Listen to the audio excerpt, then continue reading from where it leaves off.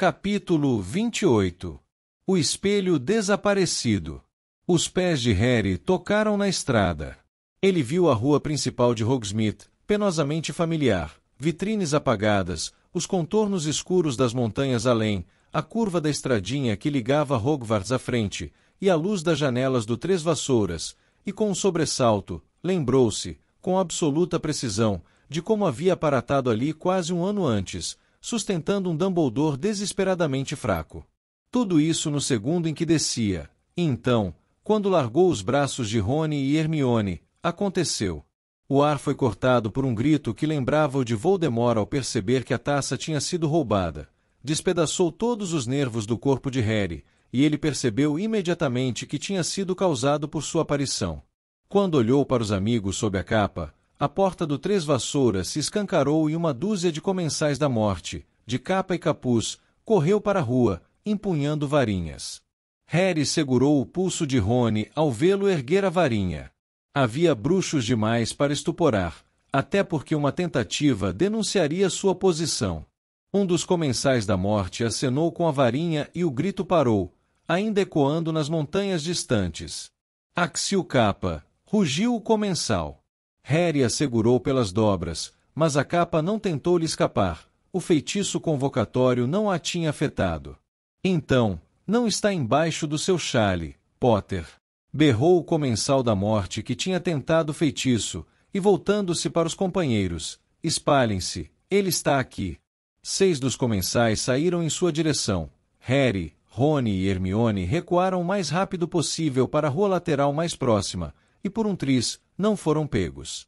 Os garotos aguardaram no escuro, escutando gente correndo para cima e para baixo, os feixes de luz das varinhas dos bruxos varrendo a rua à sua procura. Vamos embora, cochichou Hermione. Desaparatar agora. Grande ideia, disse Rony, mas, antes que Harry pudesse responder, um comensal gritou. Sabemos que você está aqui, Potter, e não tem como escapar. Nós o encontraremos. Estavam de prontidão, sussurrou Harry. Armaram aquele feitiço para avisá-los da nossa chegada. Imagino que tenham feito alguma coisa para nos segurar aqui, nos encurralar. Que tal uns dementadores? Gritou outro comensal da morte. Se os deixássemos à vontade, eles não demorariam a encontrá-lo. O Lorde das Trevas não quer que ninguém mate Potter, exceto ele. E os dementadores não irão matar Potter. O Lorde das Trevas quer a vida dele, e não a alma. Será mais fácil matá-lo se tiver sido beijado antes. Ouviram-se rumores de aprovação. O temor apoderou-se de Harry. Para repelir dementadores teriam que produzir patronos, e isso os denunciaria na mesma hora. É melhor desaparatar, Harry, sussurrou Hermione. Enquanto ela pronunciava essas palavras, ele sentiu um frio anormal baixando sobre a rua. A luz ambiente foi sugada até as estrelas, fazendo-as desaparecer. Na escuridão de breu, Harry sentiu Hermione agarrar o seu braço, e juntos, eles rodopiaram. O ar que precisavam para se mover parecia ter se solidificado. Não poderiam desaparatar. Os comensais da morte tinham lançado seus feitiços eficientemente. O frio começou a cortar cada vez mais fundo na pele de Harry. Ele, Rony e Hermione recuaram para a rua lateral, tateando o caminho ao longo da parede, procurando não fazer o menor ruído. Do outro lado da esquina, deslizando silenciosamente, vinham dementadores, 10 ou mais deles, com suas capas pretas e suas mãos feridas e podres visíveis porque seu negrume era mais denso do que o da rua. Poderiam sentir o medo por perto. Harry tinha certeza que sim. Eles pareciam estar avançando mais depressa agora, inspirando daquele jeito arrastado e vibrante que ele detestava, saboreando o desespero no ar, fechando o cerco. Ergueu a varinha. Não iria, não queria, ganhar o beijo do dementador, fossem quais fossem as consequências. Foi em Rony e Hermione que ele pensou ao sussurrar, Expecto Patrono. O veado prateado irrompeu de sua varinha e atacou. Os dementadores se dispersaram e ouviu-se um grito de triunfo em algum lugar fora de vista. É ele, lá embaixo, viu o patrono dele, era um veado. Os dementadores tinham retrocedido, as estrelas estavam reaparecendo e os passos dos comensais da morte se tornaram mais pesados. Mas, antes que Harry em seu pânico pudesse decidir o que fazer, ouviu bem perto um rangido de ferragens, uma porta se abriu do lado esquerdo da rua estreita e uma voz áspera disse: Potter, entre, depressa. Ele obedeceu sem hesitação. Os três se precipitaram pela porta aberta. Suba, não tire a capa, fique quieto, murmurou um vulto alto que passou por eles e saiu, batendo a porta. Harry não fazia ideia de onde estavam, mas agora via, à luz vacilante de uma única vela, o bar sujo com o piso forrado de serragem do cabeça de javali. Eles correram para trás do balcão e por uma segunda porta que levava a uma escada bamba, que eles subiram o mais rápido que puderam. Desembocaram em uma sala de visitas com um tapete poído e uma pequena lareira, no alto da qual estava pendurado um grande retrato a óleo de uma garota loura que contemplava a sala com um ar de meiguice apática. Os gritos na rua chegavam aos seus ouvidos. Ainda usando a capa da invisibilidade, eles foram, pé ante pé, até a janela suja e espiaram para baixo. Seu salvador, que Harry agora reconhecia como o barman do cabeça de javali, era a única pessoa que não estava usando um capuz. E daí? Berrava ele para um dos rostos encapuzados. E daí? Vocês mandam dementadores para minha rua e jogam patrono contra eles. Não vou admitir que se aproximem de mim, já lhes disse, não vou admitir isso. Aquele não era o seu patrono. Contestou um comensal da morte. Era um veado, era o do Potter. Veado, rugiu o barman, sacando a varinha. Veado! Seu idiota! Especto patrono! Um bicho enorme e chifrudo irrompeu da varinha, e de cabeça baixa, avançou para a rua principal e desapareceu de vista. Não foi isso que vi, retrucou o comensal da morte, embora com menos convicção. O toque de recolher foi violado. Você ouviu o barulho, disse um dos seus colegas ao barman. Alguém estava na rua contrariando o regulamento. Se eu quiser pôr meu gato para fora, porei, e dane-se o seu toque de recolher. Você disparou o feitiço Miadura? E se disparei? Vai me mandar para Azkaban? Me matar por meter o nariz fora da minha própria porta? Então faça isso, se é o que quer. Mas espero, para seu bem, que não tenham tocado na marca negra para convocá-lo. Ele não vai gostar de ser chamado para ver a mim e o meu velho gato, ou será que vai? Não se preocupe conosco, respondeu um dos comensais da morte. Preocupe-se com o seu desrespeito ao toque de recolher. E onde é que gente de sua laia irá traficar poções e venenos quando fecharem o meu bar? Que irá acontecer com os seus bicos? Você está nos ameaçando? Não abro a boca, é por isso que vocês vêm aqui, não é? Continuo dizendo que vi um veado patrono, gritou o primeiro comensal da morte. Veado! Rugiu o barman. É um bode, idiota! Tudo bem, nos enganamos, disse o segundo comensal da morte. Desrespeite o toque de recolher outra vez e não seremos tão indulgentes. Os comensais da morte voltaram para a rua principal. Hermione gemeu de alívio, desvencilhou-se da capa e se sentou em uma cadeira de pernas bambas. Harry fechou bem as cortinas, depois retirou a capa de cima dele e de Rony.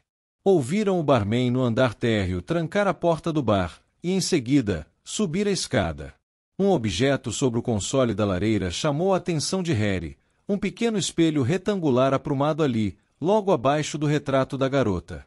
O barman entrou na sala. Seus idiotas infelizes, disse rispidamente, olhando de um para outro. Que ideia foi essa de virem aqui? Obrigado, disse Harry. Não sabemos como lhe agradecer. Salvou nossas vidas. O barman resmungou. Harry se aproximou dele, estudando seu rosto, tentando ver sob a cabeleira e barba grisalhas e grossas.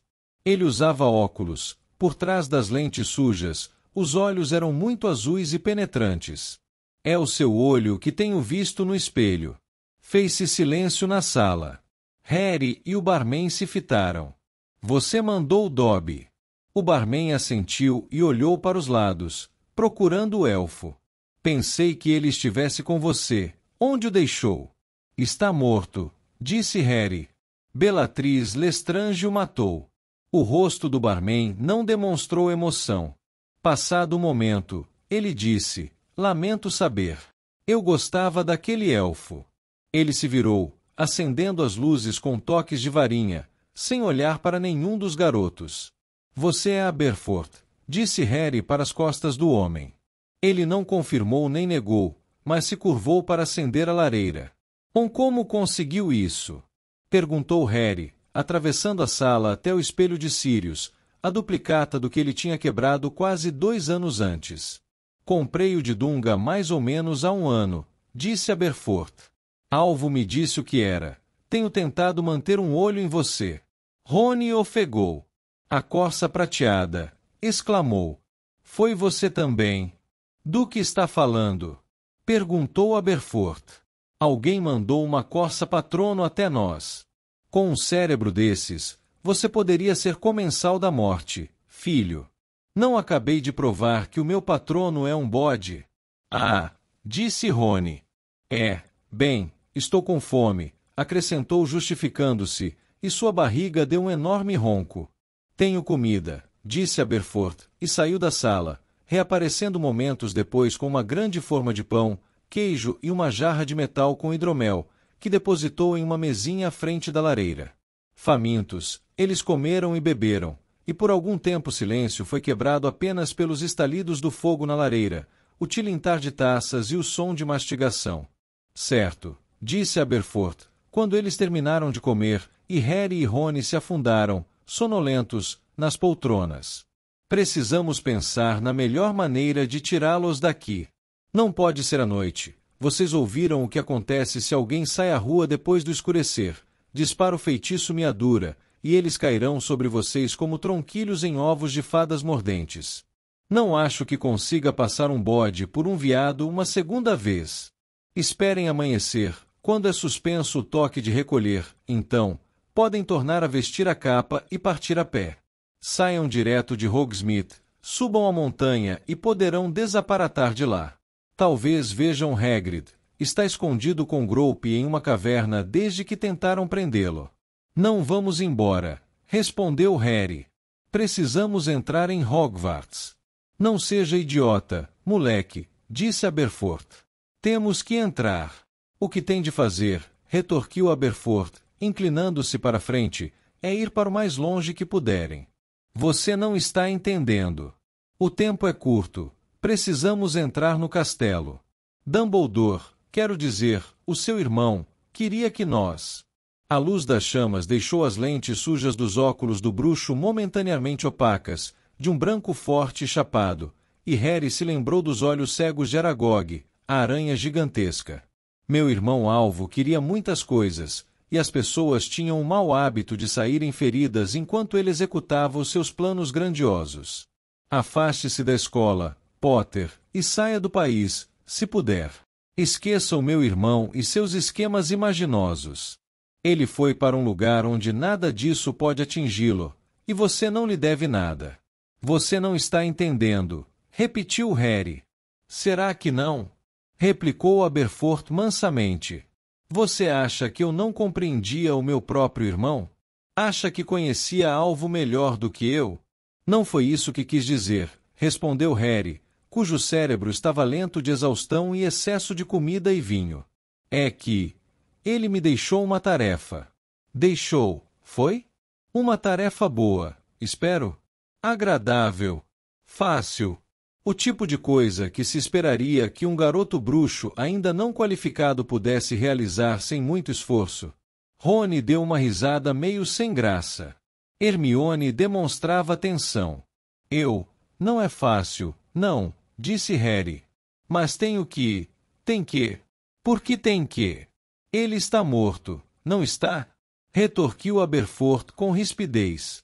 Deixe isso para lá, moleque, antes que você acabe indo se juntar a ele. Não posso.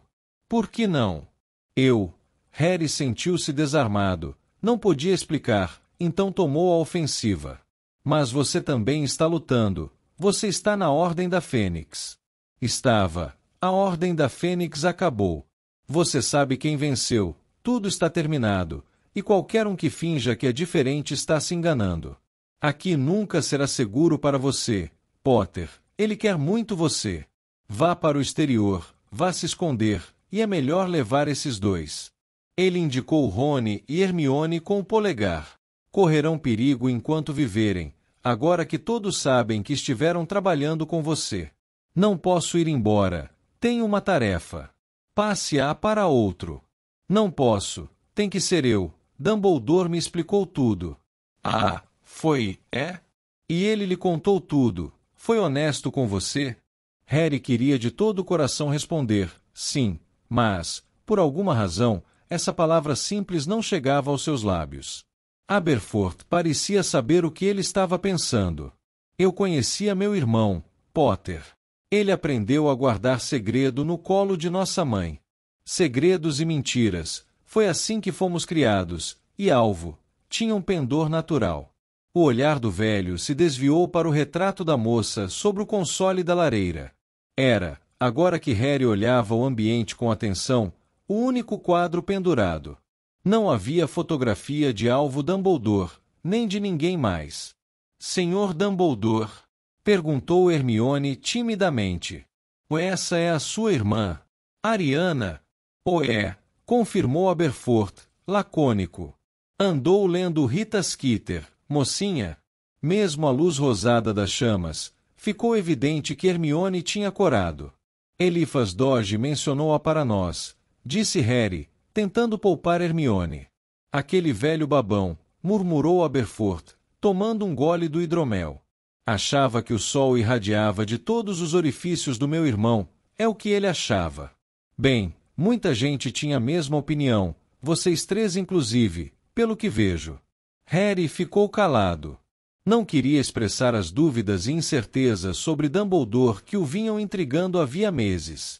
Tinha feito a sua escolha enquanto cavava a sepultura de Dobby. Tinha decidido continuar a seguir o caminho tortuoso e arriscado que alvo Dumbledore havia lhe indicado, aceitar que o diretor não tinha lhe dito tudo o que gostaria de saber, e simplesmente confiar.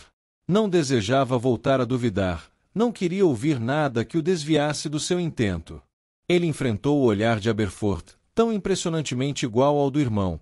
Os olhos muito azuis davam a mesma impressão de estarem radiografando o objeto que examinavam, e Harry achou que Aberforth sabia o que ele estava pensando, e o desprezava por isso. O professor Dumbledore tinha afeição por Harry, muita mesmo, disse Hermione, em voz baixa. Tinha, comentou Aberforth. É engraçado o número de pessoas por quem meu irmão tinha grande afeição, e acabaram em situação pior do que se ele as tivesse deixado em paz. Como assim? Perguntou Hermione ofegante. Não se preocupe, respondeu o bruxo. Mas isso é uma afirmação muito grave, replicou a garota. O senhor está se referindo à sua irmã? Aberforth encarou a sério. Seus lábios se mexeram como se ele estivesse mastigando as palavras que refreava. Então desatou a falar. Quando minha irmã fez 6 anos de idade, ela foi atacada fisicamente por 3 garotos trouxas. Eles a viram produzindo feitiços, quando a espionavam pela sebe que cercava o quintal. Ela era pequena, não tinha controle sobre a magia, nessa idade nenhum bruxo tem. Imagino que o que viram os tenha apavorado. Eles se espremeram pela sebe, e quando ela não soube lhes mostrar o truque, exageraram ao tentar impedir a monstrinha de repeti-lo. Os olhos de Hermione estavam enormes à luz das chamas. Rony parecia ligeiramente nauseado. Aberforth se levantou, alto como alvo e inesperadamente terrível em sua cólera e na intensidade de sua dor. O que eles fizeram destruiu Ariana. Ela nunca mais voltou ao normal. Não queria usar magia, mas tampouco conseguia se livrar dela. O seu poder voltou-se para dentro e a enlouqueceu, e rompia dela quando não conseguia controlá-lo, e por vezes ela se tornava estranha e perigosa. Mas a maior parte do tempo era meiga, assustada e inofensiva. E meu pai foi atrás dos filhos da mãe que tinham feito aquilo, continuou Aberforth, e os atacou. Por isso o prenderam em Azkaban. Ele nunca se defendeu, porque, se o ministério soubesse da condição de Ariana, ela teria sido recolhida ao Centemungus para o resto da vida. Seria considerada uma séria ameaça ao Estatuto Internacional de Sigilo, desequilibrada como havia ficado, a magia explodindo de dentro dela sempre que não conseguia refreá-la. Tivemos que mantê-la a salvo e em silêncio. Mudamos de casa, espalhamos que era doentinha, e minha mãe cuidava dela e tentava mantê-la calma e feliz. Eu era o seu favorito. E ao dizer isso, um encardido garoto de escola pareceu espiar através das rugas e da barba emaranhada de Aberforth.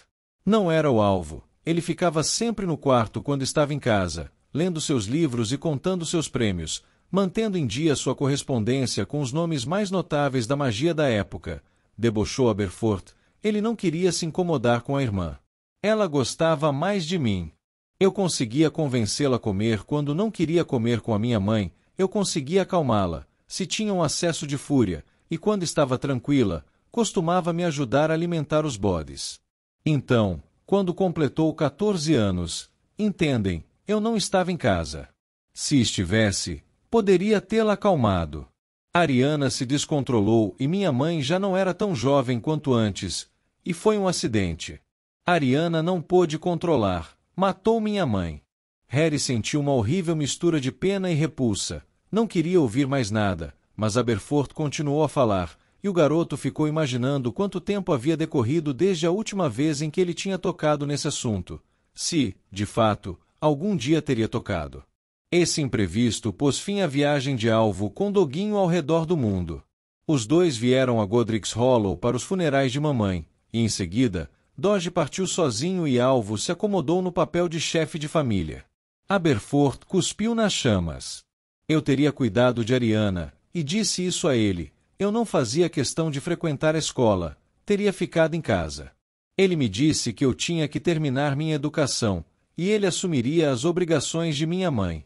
Um certo revés para o Sr. Gênio, pois não há prêmios por cuidar de uma irmã semilouca, para impedi-la de explodir a casa a cada 2 dias. Mas ele se desincumbiu bem nas primeiras semanas, até a chegada dele. Agora uma expressão realmente ameaçadora surgiu no rosto de Aberforth. Grindelwald. E finalmente, meu irmão teve um igual com quem trocar ideias, alguém tão genial e talentoso quanto ele. E o cuidado com Ariana passou a um segundo plano. Enquanto eles tramavam seus planos para uma nova ordem e magia, procuravam relíquias e faziam o que mais despertasse o seu interesse. Planos grandiosos para o benefício da bruxidade. E se uma jovem deixasse de receber atenção, que importância teria, quando o alvo Dumbledore estava trabalhando para o bem maior? Mas, depois de algumas semanas, eu dei um basta, dei mesmo. Já estava quase na hora de regressar a Hogwarts, então eu disse aos dois, cara a cara, como estou falando com vocês agora. E Aberforth olhou com superioridade para Harry, e não foi preciso muita imaginação para vê-lo adolescente, vigoroso e zangado, enfrentando o irmão mais velho. Disse-lhe, é melhor desistir agora. Não pode tirá-la daqui, ela não tem condição, não pode levá-la com você, seja lá aonde quer que pretenda ir, quando estiver fazendo seus discursos inteligentes, tentando conquistar admiradores. Ele não gostou. Os olhos de Aberforth foram brevemente ocultados pela luz das chamas nas lentes dos óculos. Eles tornaram a parecer brancos e cegos. Grindelwald não gostou de ouvir isso. Ficou irritado. Me disse que eu era um menino idiota, tentando barrar o seu caminho e do meu genial irmão. Será que eu não entendia? Minha pobre irmã não precisaria mais ser escondida depois que tivessem transformado o mundo, e tirado os bruxos da clandestinidade, e ensinado aos trouxas qual era o seu lugar. Então tivemos uma briga, e saquei a minha varinha, ele sacou a dele. Fui atingido por uma maldição Cruciatus lançada pelo melhor amigo do meu irmão, e Alvo tentou impedi-lo, e de repente, nós 3 estávamos duelando, e os clarões e os estampidos assustaram Ariana, ela não o suportava. A cor foi sumindo do rosto de Aberforth, como se ele tivesse recebido um ferimento mortal. E acho que ela quis ajudar, mas não sabia exatamente o que estava fazendo, e não sei qual de nós fez aquilo, poderia ter sido qualquer um de nós, e ela caiu morta.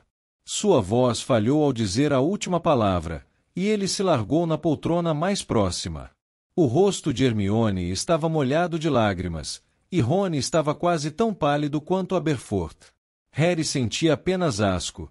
Desejou não ter ouvido aquilo, desejou poder apagar tudo de sua mente. Estou tão penalizada, sussurrou Hermione. Foi-se, disse Aberforth, com a voz embargada. Foi-se para sempre. Ele limpou o nariz no punho da camisa e pigarreou. É claro que Grindelwald deu fora. Ele já tinha uma história pregressa em seu país e não queria que Ariana fosse acrescentada à sua folha. E Alvo ficou livre, não? Livre do encargo da irmã, livre para se tornar o maior bruxo da... Ele nunca se livrou, protestou Harry. Perdão, disse Aberforth. Na noite em que seu irmão morreu, ele bebeu uma poção que o deixou fora de si. Ele começou a gritar, suplicando alguém que não estava presente. Não os machuque, por favor, a culpa é minha, machuque a mim. Rony e Hermione estavam de olhos arregalados para Harry. Ele jamais havia entrado em detalhes sobre o que tinha acontecido na Ilha do Lago. Os fatos que se desenrolaram depois que ele e Dumbledore voltaram a Hogwarts tinham eclipsado completamente todo o resto. Ele estava revivendo o passado com você e Grindelwald. Sei que estava, disse Harry, lembrando-se de Dumbledore choramingando, suplicando. Pensou que estivesse vendo Grindelwald machucar você e Ariana. Foi uma tortura para ele. Se você tivesse presenciado, não afirmaria que ele se livrou. Aberforth pareceu se perder na contemplação de suas mãos nodosas, de veias saltadas. Depois de uma longa pausa falou, como pode ter certeza, Potter, de que o meu irmão não estava mais interessado no bem maior do que em você? Como pode ter certeza de que não é dispensável, exatamente como a minha irmã foi? Uma ponta de gelo pareceu transpassar o coração de Harry. Não acredito, Dumbledore amava Harry, disse Hermione. Então, por que não lhe disse para se esconder? Retorquiu Aberforth. Por que não lhe disse, cuide-se bem, eis como sobreviver? Por quê? Disse Harry, se antecipando a Hermione, às vezes, a pessoa tem que pensar além da própria segurança. Às vezes, a pessoa tem que pensar no bem maior. Estamos em guerra. Você tem 17 anos, moleque. Sou maior de idade, e vou continuar lutando mesmo que você já tenha desistido. Quem disse que eu desisti? A Ordem da Fênix acabou, repetiu Harry. Você sabe quem venceu, tudo está terminado, e qualquer um que finja que é diferente está se enganando. Não digo que gosto disso, mas é a verdade. Não, não é, contestou Harry. Seu irmão sabia como liquidar você sabe quem e passou esse conhecimento a mim, e vou continuar até conseguir isso ou morrer. Não pense que não sei como isso poderá acabar. Há anos que sei. Ele esperou Aberforth caçoar ou argumentar, mas o bruxo não fez isso, apenas franziu as sobrancelhas. Precisamos entrar em Hogwarts, repetiu Harry. Se não pode nos ajudar, esperaremos o dia nascer, deixaremos você em paz e tentaremos encontrar um jeito sozinhos. Se você puder, bem, agora será um bom momento para nos dizer. Aberforth permaneceu pregado em sua poltrona, fitando Harry com olhos extraordinariamente semelhantes aos do irmão. Por fim, pigarreou, levantou-se, deu a volta à mesinha e se aproximou do retrato de Ariana. Você sabe o que fazer, disse ele. Ela sorriu, virou-se e saiu, não como normalmente fazem os bruxos nos retratos, pelas molduras laterais, mas por uma espécie de longo túnel pintado atrás dela. Os garotos observaram o seu vulto franzino se retirar, e finalmente, ser engolido pela escuridão. Que? Começou Rony. Só existe um modo de entrar agora, disse Aberforth. Vocês devem saber que bloquearam todas as antigas passagens secretas dos dois lados, há dementadores em torno de todos os muros divisórios, patrulhas regulares dentro da escola, segundo informaram minhas fontes. O lugar nunca esteve tão fortemente guardado. Como espera fazer alguma coisa, se conseguirem entrar, com Snape na direção e os Carroll como seus assistentes? Bem, a preocupação é sua, não é? Você diz que está disposto a morrer. Mas que? Perguntou Hermione, franzindo a testa para o quadro de Ariana. Um minúsculo ponto branco reaparecia no fim do túnel pintado, e agora Ariana retornava em direção à sala, aumentando de tamanho à medida que se aproximava. Mas havia outra pessoa em sua companhia, alguém mais alto, que vinha mancando com ar agitado. Seus cabelos estavam mais longos do que Harry jamais tinha visto, parecia ter sofrido vários cortes no rosto, e suas roupas estavam rasgadas e puídas. Cada vez maiores se tornaram os dois vultos até suas cabeças e ombros ocuparem todo o quadro. Então, o conjunto girou para frente na parede como uma portinhola, e surgiu a entrada de um túnel de verdade. E dele, com os cabelos demasiado crescidos, o rosto cortado, as vestes rasgadas, saiu, com dificuldade, um Neville Longbottom real, que soltou um urro de prazer, saltou do console e gritou: "Eu sabia que você viria! Eu sabia, Harry!"